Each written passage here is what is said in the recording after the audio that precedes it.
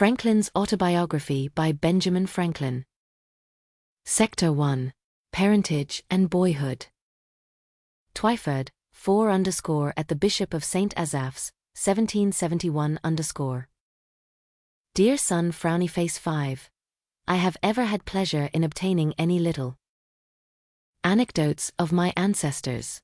You may remember the inquiries I made among the remains of my relations when you were with me in England, and the journey I undertook for that purpose, imagining it may be equally agreeable to you to know the circumstances of my life, many of which you are yet unacquainted with, and expecting the enjoyment of a week's uninterrupted leisure in my present country retirement, I sit down to write them for you, to which I have besides some other inducements. Having emerged from the poverty and obscurity in which I was born and bred, to a state of affluence and some degree of reputation in the world, and having gone so far through life with a considerable share of felicity, the conducing means I made use of, which with the blessing of God so well succeeded, my posterity may like to know, as they may find some of them suitable to their own situations, and therefore fit to be imitated. That felicity, when I reflected on it, has induced me sometimes to say that, were it offered to my choice, I should have no objection to a repetition of the same life from its beginning, only asking the advantages authors have in a second edition to correct some faults of the first. So I might, besides correcting the faults, change some sinister accidents and events of it for others more favorable. But though this were denied, I should still accept the offer, since such a repetition is not to be expected. The next thing like living one's life over again seems to be a recollection of that life, and to make that recollection as durable as possible by putting it down in writing. Hereby, too, I shall indulge the inclination, so natural in old men, to be talking of themselves and their own past actions, and I shall indulge it without being tiresome to others, who, through respect to age, might conceive themselves obliged to give me a hearing, since this may be read or not as any one pleases. And lastly, I may as well confess it, since my denial of it will be believed by nobody. Perhaps I shall a good deal gratify my own vanity. Indeed, I scarce ever heard or saw the introductory words, without vanity, I may say, etc., but some vain thing immediately followed. Most people dislike vanity in others, whatever share they may have of it themselves, but I give it fair quarter wherever I meet with it, being persuaded that it is often productive of good to the possessor, and to others that are within his sphere of action, and therefore in many cases it would not be altogether absurd if a man were to thank God for his vanity among the other comforts of life. And now I speak of thanking God, I desire with all humility to acknowledge that I owe the mentioned happiness of my past life to His kind providence, which led me to the means I used and gave them success. My belief of this induces me to hope, though I must not presume, that the same goodness will still be exercised toward me in continuing that happiness, or enabling me to bear a fatal reverse, which I may experience as others have done, the complexion of my future fortune being known to Him only in whose power it is to bless to us even our afflictions. The notes one of my uncles, who had the same kind of curiosity in collecting family anecdotes, once put into my hands furnished me with several particulars relating to our ancestors. From these notes I learned that the family had lived in the same village, Ecton, in Northamptonshire, N for 300 years, and how much longer he knew not, perhaps from the time when the name of Franklin, that before was the name of an order of people, 6, was assumed by them as a surname when others took surnames all over the kingdom, on a freehold of about 30 acres, aided by the smith's business, which had continued in the family till his time, the eldest son being always bred to that business, a custom which he and my father followed as to their eldest sons. When I searched the registers at Ecton, I found an account of their births, marriages, and burials from the year 1555.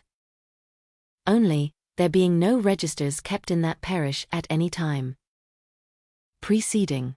By that register I perceived that I was the youngest son of the youngest son for 5 generations back. My grandfather, Thomas, who was born in 1598, lived at Ecton till he grew too old to follow business longer, when he went to live with his son John, a dyer at Banbury, in Oxfordshire, with whom my father served an apprenticeship. There my grandfather died and lies buried. We saw his gravestone in 1758.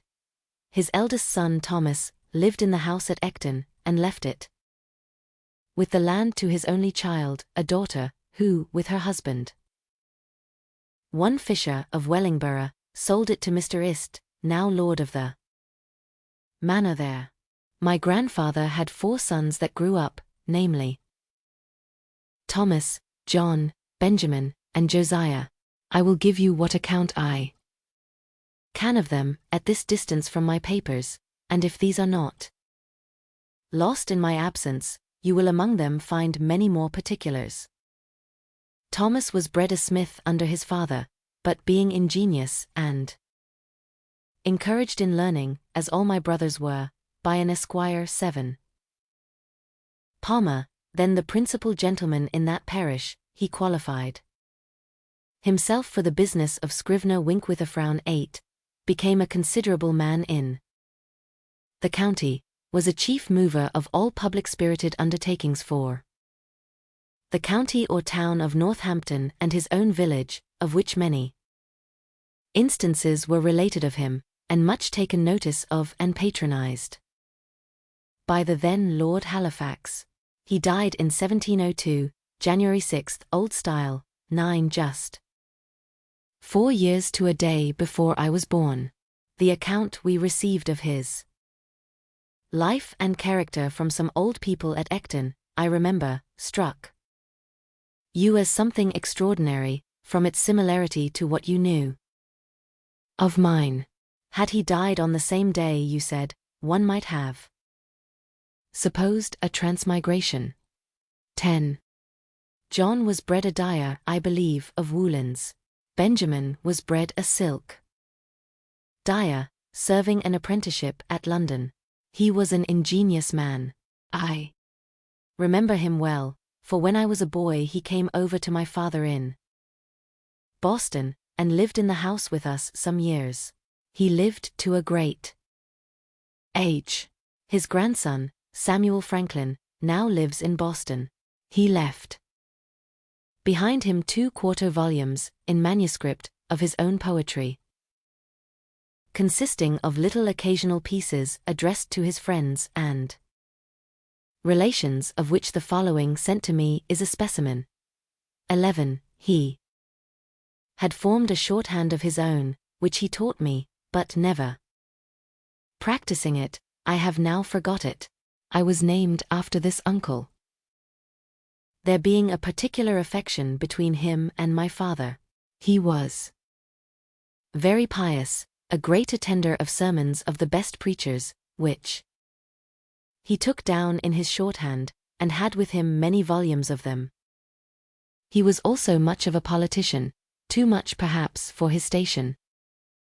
There fell lately into my hands in London a collection he had made of all the principal pamphlets relating to public affairs, from 1641 to 1717. Many of the volumes are wanting, as appears by the numbering. But there still remain 8 volumes in folio and 24 in quarto and octavo. A dealer in old books met with them, and knowing me by my sometimes buying of him, he brought them to me. It seems my uncle must have left them here when he went to America, which was above 50 years since. There are many of his notes in the margins.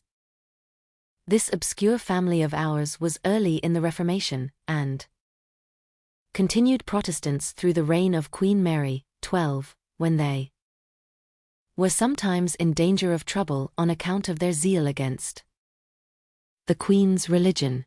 They had got an English Bible, and to conceal and secure it, it was fastened open with tapes under and within the cover of a joint stool. 13. When my great-great-grandfather read it to his family, he turned up the joint stool upon his knees, turning over the leaves then under the tapes. One of the children stood at the door to give notice if he saw the apparitor coming, who was an officer of the spiritual court. In that case the stool was turned down again upon its feet, when the Bible remained concealed under it as before. This anecdote I had from my Uncle Benjamin. The family continued all of the Church of England till about the end of Charles II's reign, when some of the ministers that had been outed for nonconformity, 14, holding conventicles in Northamptonshire, Benjamin and Josiah adhered to them, and so continued all their lives. The rest of the family remained with the Episcopal Church. Josiah, my father, married young, and carried his wife with 3 children into New England, about 1682, the conventicles having been forbidden by law, and frequently disturbed, induced some considerable men of his acquaintance to remove to that country, and he was prevailed with to accompany them thither, where they expected to enjoy their mode of religion with freedom.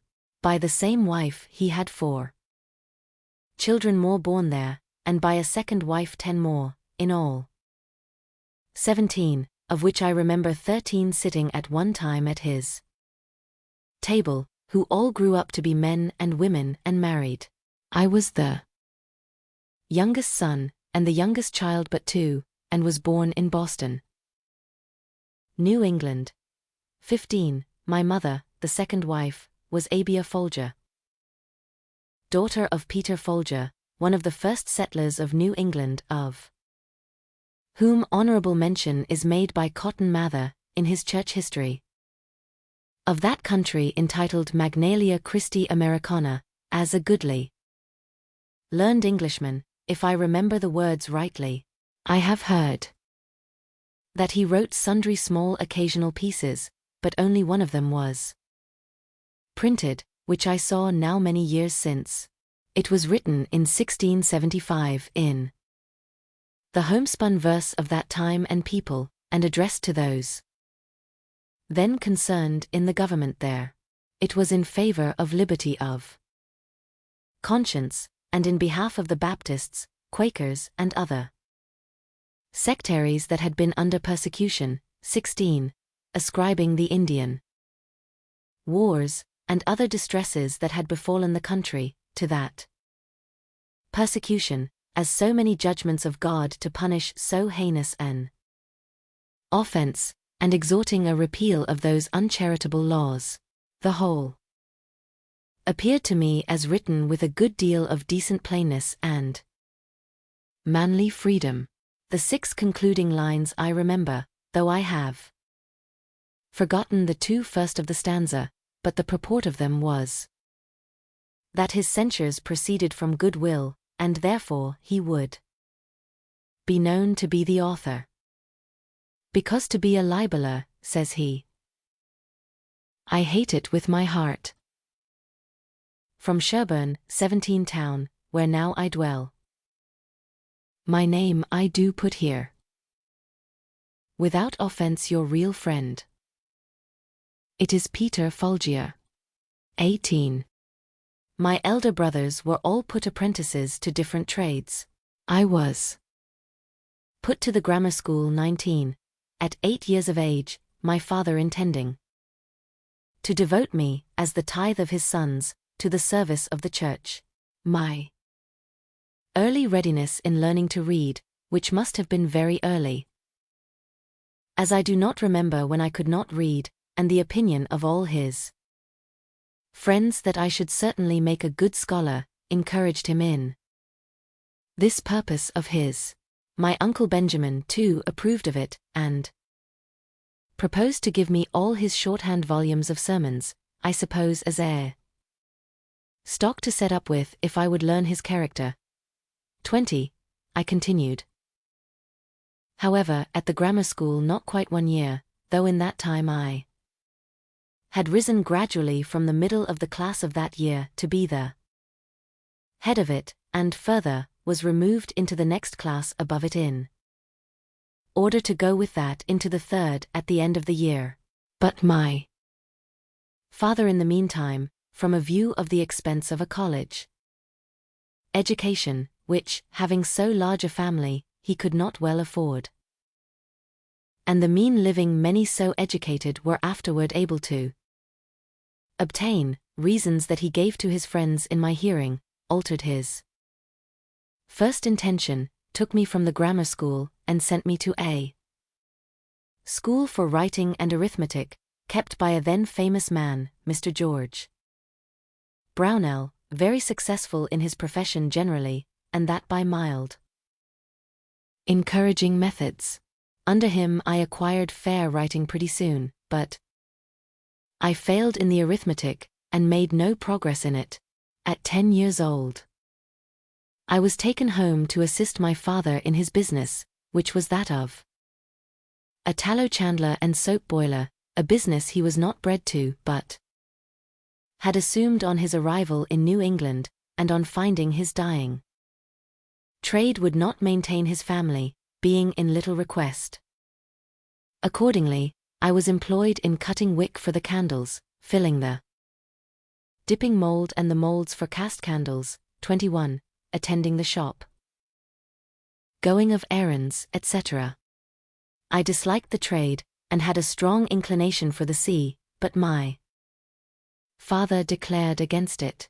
However, living near the water, I was much in and about it, learned early to swim well and to manage boats, and when in a boat or canoe with other boys I was commonly allowed to govern, especially in any case of difficulty, and upon other occasions.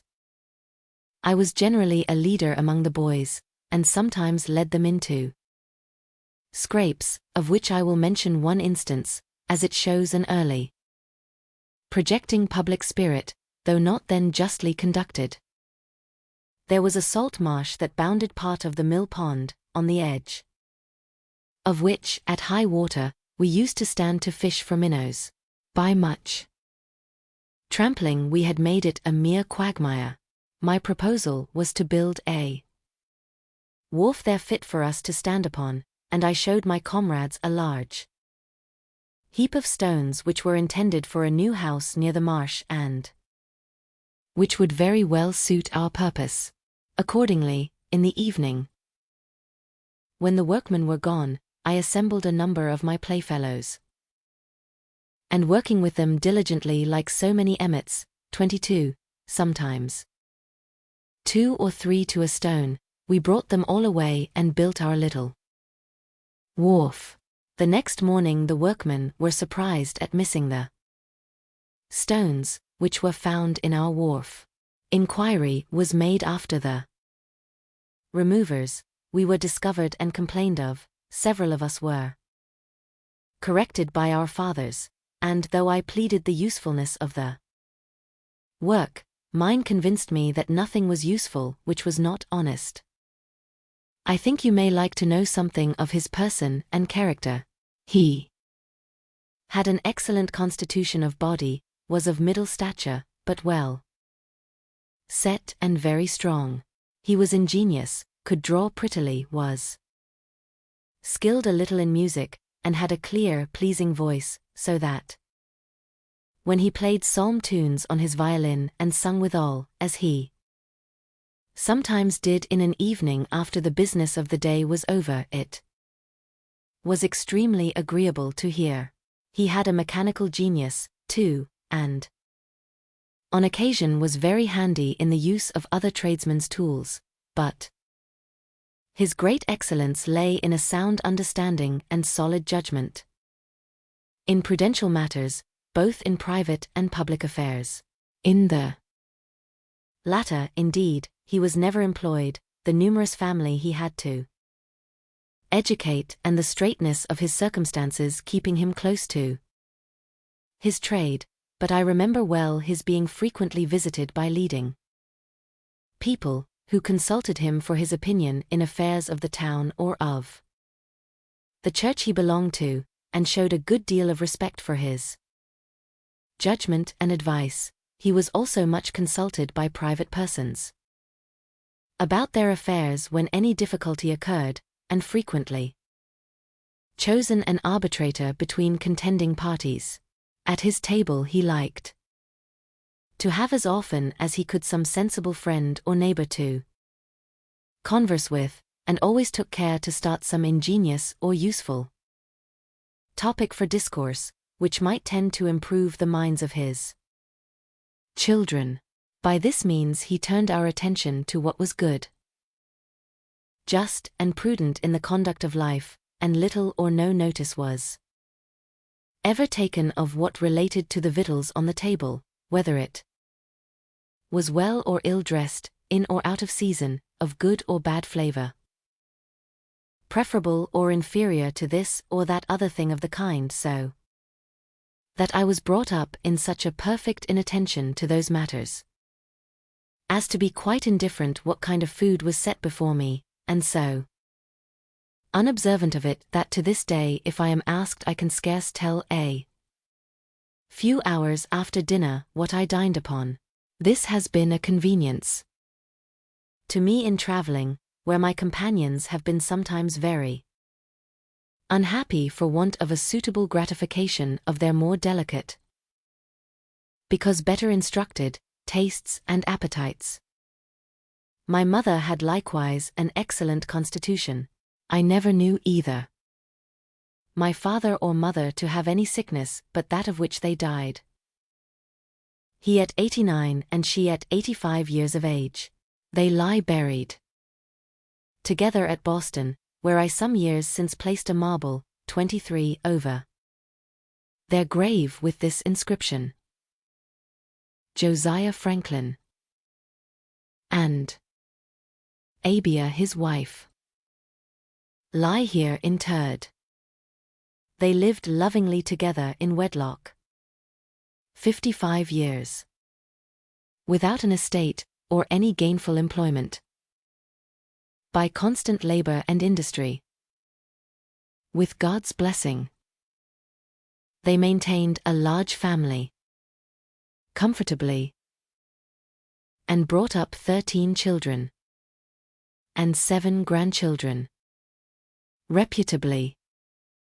From this instance, reader, be encouraged to diligence in thy calling, and distrust not providence. He was a pious and prudent man, she, a discreet and virtuous woman. Their youngest son, in filial regard to their memory, places this stone. J. F., born 1655, died 1744, Itot, 2489. A. F., born 1667, died 1752, 85. By my rambling digressions I perceive myself to be grown old. I used to write more methodically, but one does not dress for private company. As for a public ball, 'tis perhaps only negligence. To return, I continued thus employed in my father's business for 2 years, that is, till I was 12 years old, and my brother John, who was bred to that business, having left my father married, and set up for himself at Rhode Island, there was all appearance that I was destined to supply his place and become a tallow chandler. But my dislike to the trade continuing, my father was under apprehensions that if he did not find one for me more agreeable, I should break away and get to sea, as his son Josiah had done, to his great vexation. He therefore sometimes took me to walk with him, and see joiners, bricklayers, turners, braziers, 25, etc. at their work, that he might observe my inclination and endeavor to fix it on some trade or other. On land, it has ever since been a pleasure to me to see good workmen handle their tools, and it has been useful to me, having learned so much by it, as to be able to do little jobs myself in my house when a workman could not readily be got, and to construct little machines for my experiments, while the intention of making the experiment was fresh and warm in my mind. My father at last fixed upon the cutler's trade, and my uncle Benjamin's son, Samuel, who was bred to that business in London, being about that time established in Boston, I was sent to be with him some time on liking, but his expectations of a fee with me displeasing my father, I was taken home again. From a child I was fond of reading, and all the little money that came into my hands was ever laid out in books. Pleased with the Pilgrim's Progress, my first collection was of John Bunyan's works in separate little volumes. I afterwards sold them to enable me to buy R. Burton's historical collections.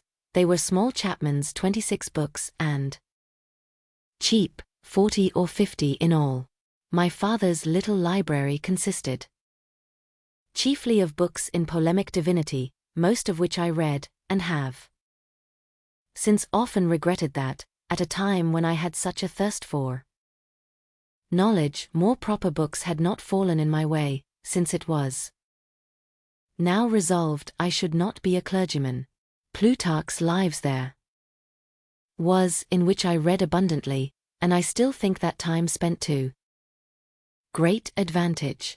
There was also a book of Defoe's called An Essay on Projects, and another of Dr. Mather's called Essays to Do Good, which perhaps gave me a turn of thinking that had an influence on some of the principal future events of my life.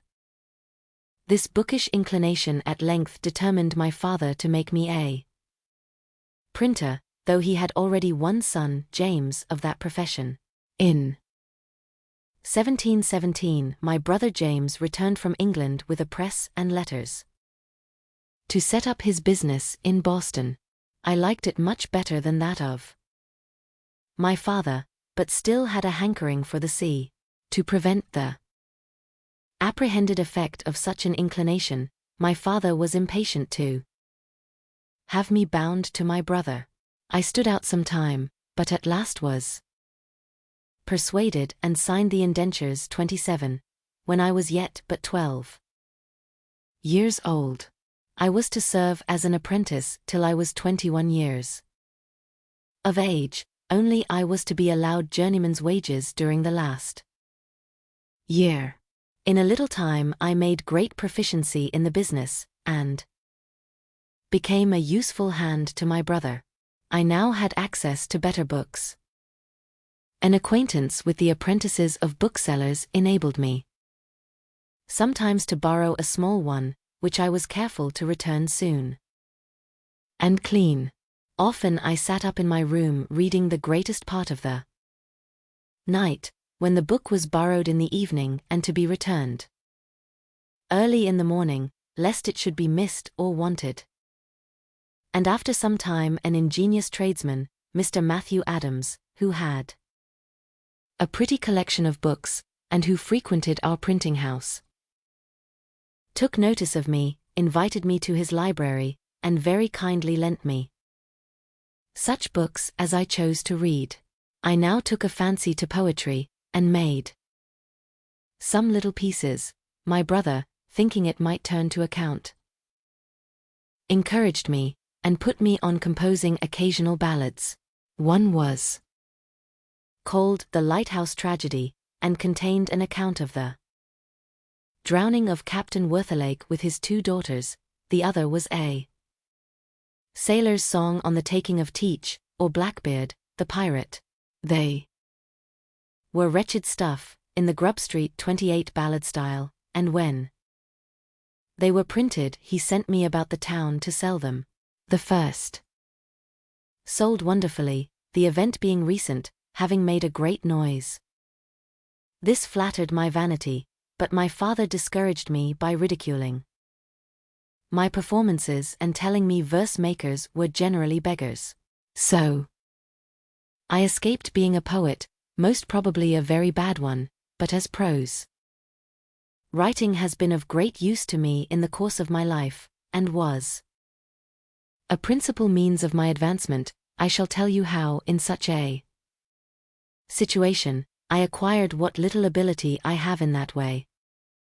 There was another bookish lad in the town, John Collins by name, with whom I was intimately acquainted. We sometimes disputed, and very fond we were of argument, and very desirous of confuting each other, which disputatious turn, by the way, is apt to become a very bad habit, making people often extremely disagreeable in company by the contradiction that is necessary to bring it into practice, and thence, besides souring and spoiling the conversation, is productive of disgusts and perhaps enmities where you may have occasion for friendship. I had caught it by reading my father's books of dispute about religion. Persons of good sense, I have since observed, seldom fall into it, except lawyers, university men, and men of all sorts that have been bred at Edinburgh. A question was once, somehow or other, started between Collins and me, of the propriety of educating the female sex in learning, and their abilities for study. He was of opinion that it was improper, and that they were naturally unequal to it. I took the contrary side, perhaps a little for dispute's sake. He was naturally more eloquent, had a ready plenty of words, and sometimes, as I thought, bore me down more by his fluency than by the strength of his reasons. As we parted without settling the point, and were not to see each other again for some time, I sat down to put my arguments in writing, which I copied fair and sent to him. He answered, and I replied. 3 or 4 letters of aside had passed, when my father happened to find my papers and read them. Without entering into the discussion, he took occasion to talk to me about the manner of my writing. He observed that, though I had the advantage of my antagonist in correct spelling and pointing, which I owed to the printing house, I fell far short in elegance of expression, in method, and in perspicuity, of which he convinced me by several instances. I saw the justice of his remarks, and thence grew more attentive to the manner in writing, and determined to endeavor at improvement. About this time I met with an odd volume of The Spectator. 29. It was the third. I had never before seen any of them. I bought it, read it over and over, and was much delighted with it. I thought the writing excellent, and wished, if possible, to imitate it. With this view, I took some of the papers, and, making short hints of the sentiment in each sentence, laid them by a few days, and then, without looking at the book, tried to complete the papers again, by expressing each hinted sentiment at length, and as fully as it had been expressed before, in any suitable words that should come to hand. Then I compared my Spectator with the original, discovered some of my faults, and corrected them. But I found I wanted a stock of words, or a readiness in recollecting and using them, which I thought I should have acquired before that time if I had gone on making verses, since the continual occasion for words of the same import, but of different length to suit the measure, or of different sound for the rhyme, would have laid me under a constant necessity of searching for variety, and also have tended to fix that variety in my mind and make me master of it. Therefore I took some of the tales and turned them into verse. And, after a time, when I had pretty well forgotten the prose, turned them back again. I also sometimes jumbled my collections of hints into confusion, and after some weeks endeavored to reduce them into the best order before I began to form the full sentences and complete the paper. This was to teach me method in the arrangement of thoughts. By comparing my work afterward with the original, I discovered many faults and amended them, but I sometimes had the pleasure of fancying that in certain particulars of small import I had been lucky enough to improve the method or the language, and this encouraged me to think I might possibly in time come to be a tolerable English writer, of which I was extremely ambitious. My time for these exercises and for reading was at night after work, or before it began in the morning, or on Sundays, when I contrived to be in the printing house alone, evading as much as I could the common attendance on public worship, which my father used to exact of me when I was under his care, and which indeed I still thought a duty, though I could not, as it seemed to me, afford time to practice it. When about 16 years of age I happened to meet with a book written by one Tryon, recommending a vegetable diet. I determined to go into it. My brother, being yet unmarried, did not keep house but boarded himself and his apprentices in another family. My refusal to eat flesh occasioned an inconveniency, and I was frequently chid for my singularity. I made myself acquainted with Tryon's manner of preparing some of his dishes, such as boiling potatoes or rice, making hasty pudding, and a few others, and then proposed to my brother that if he would give me weekly half the money he paid for my board I would board myself. He instantly agreed to it, and I presently found that I could save half what he paid me. This was an additional fund for buying books. But I had another advantage in it. My brother and the rest going from the printing house to their meals, I remained there alone, and dispatching presently my light repast, which often was no more than a biscuit or a slice of bread, a handful of raisins or a tart from the pastry cook's, and a glass of water, had the rest of the time till their return for study, in which I made the greater progress. From that greater clearness of head and quicker apprehension which usually attend temperance in eating and drinking. And now it was that, being on some occasion made ashamed of my ignorance in figures, which I had twice failed in learning when at school, I took Cocker's Book of Arithmetic, and went through the whole by myself with great ease. I also read Sellers and Shermy's books of navigation, and became acquainted with the little geometry they contain, but never proceeded far in that science. And I read about this time Locke, on the Human Understanding, and the Art of Thinking, by Messrs. Du Port Royal. 30. While I was intent on improving my language, I met with an English grammar, I think it was Greenwood's, at the end of which there were 2 little sketches of the arts of rhetoric and logic, the latter finishing with a specimen of a dispute in the Socratic method, wink with a frown. 31. And soon after I procured Xenophon's Memorable Things of Socrates, wherein there are many instances of the same method.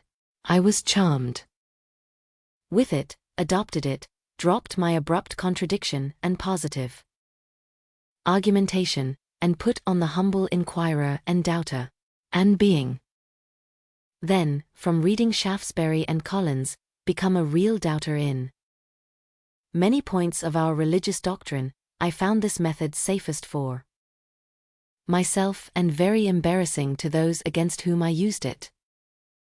Therefore I took a delight in it, practiced it continually, and grew very artful and expert in drawing people, even of superior knowledge, into concessions the consequences of which they did not foresee, entangling them in difficulties out of which they could not extricate themselves, and so obtaining victories that neither myself nor my cause always deserved. I continued this method some few years, but gradually left it, retaining only the habit of expressing myself in terms of modest diffidence, never using, when I advanced anything that may possibly be disputed, the words certainly, undoubtedly, or any others that give the air of positiveness to an opinion, but rather saying, I conceive or apprehend a thing to be so and so, it appears to me, or I should think it so or so, for such and such reasons, or I imagine it to be so, or it is so if I am not mistaken.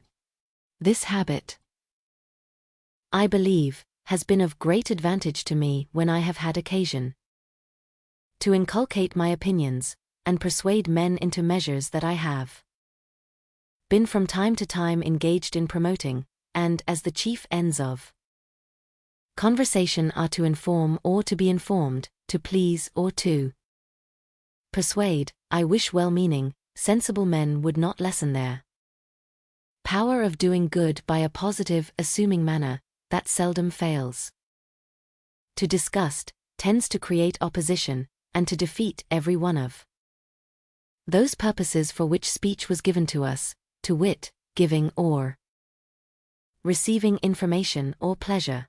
For if you would inform, a positive and dogmatical manner in advancing your sentiments may provoke contradiction and prevent a candid attention. If you wish information and improvement from the knowledge of others, and yet at the same time express yourself as firmly fixed in your present opinions, modest, sensible men, who do not love disputation, will probably leave you undisturbed in the possession of your error, and by such a manner you can seldom hope to recommend yourself in pleasing your hearers, or to persuade those whose concurrence you desire. Pope says judiciously, men must be taught as if you taught them not, and things unknown proposed as things forgot. Further recommending to us to speak though sure, with seeming diffidence. And he might have coupled with this line that which he has coupled with another, I think, less properly. For want of modesty is want of sense. If you ask why less properly, I must repeat the lines. Immodest words admit of no defense. For want of modesty is want of sense. 32. Now is not want of sense, where a man is so unfortunate as to want it, some apology for his want of modesty, and would not the lines stand more justly thus? Immodest words admit underscore, but underscore this defense, that want of modesty is want of sense. This, however, I should submit to better judgments. My brother had, in 1720 or 1721, begun to print a newspaper. It was the second that appeared in America, and was called the New England Courant. 33. The only one before it was the Boston Newsletter. I remember his being dissuaded by some of his friends from the undertaking, as not likely to succeed, one newspaper being, in their judgment, Enough for America. At this time, 1771, there are not less than 25. He went on, however, with the undertaking and, after having worked in composing the types and printing off the sheets, I was employed to carry the papers through the streets to the customers. He had some ingenious men among his friends, who amused themselves by writing little pieces for this paper, which gained it credit and made it more in demand, and these gentlemen often visited us, hearing their conversations and their accounts of the approbation their papers were received with. I was excited to try my hand among them, but being still a boy, and suspecting that my brother would object to printing anything of mine in his paper if he knew it to be mine, I contrived to disguise my hand, and, writing an anonymous paper, I put it in at night under the door of the printing house. It was found in the morning, and communicated to his writing friends when they called in. As usual, they read it, commented on it in my hearing, and I had the exquisite pleasure of finding it met with their approbation, and that, in their different guesses at the author, none were named but men of some character among us for learning and ingenuity. I suppose now that I was rather lucky in my judges, and that perhaps they were not really so very good ones as I then esteemed them. Encouraged, however, by this, I wrote and conveyed in the same way to the press several more papers, which were equally approved, and I kept my secret till my small fund of sense for such performances was pretty well exhausted, and then I discovered 34 it when I began to be considered a little more by my brother's acquaintance, and in a manner that did not quite please him, as he thought, probably with reason, that it tended to make me too vain, and perhaps this might be one occasion of the differences that we began to have about this time. Though a brother, he considered himself as my master and me as his apprentice, and accordingly expected the same services from me as he would from another. While I thought he demeaned 35, me too much in some he required of me, who from a brother expected more indulgence. Our disputes were often brought before our father, and I fancy I was either generally in the right or else a better pleader, because the judgment was generally in my favor. But my brother was passionate, and had often beaten me, which I took extremely amiss, and thinking my apprenticeship very tedious, I was continually wishing for some opportunity of shortening it, which at length offered in a manner unexpected. One of the pieces in our newspaper, on some political point which I have now forgotten, gave offense to the Assembly. 36. He was taken up, censured, and imprisoned for a month, by the Speaker's warrant, I suppose, because he would not discover his author. I, too, was taken up and examined before the Council, but though I did not give them any satisfaction, they contented themselves with admonishing me, and dismissed me, considering me, perhaps, as an apprentice, who was bound to keep his master's secrets. During my brother's confinement, which I resented a good deal, notwithstanding our private differences, I had the management of the paper, and I made bold to give our rulers some rubs in it, which my brother took very kindly, while others began to consider me in an unfavorable light, as a young genius that had a turn for libeling and satire.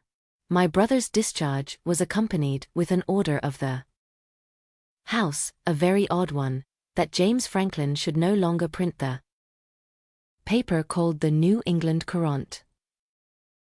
There was a consultation held in our printing house among his friends what he should do in this case.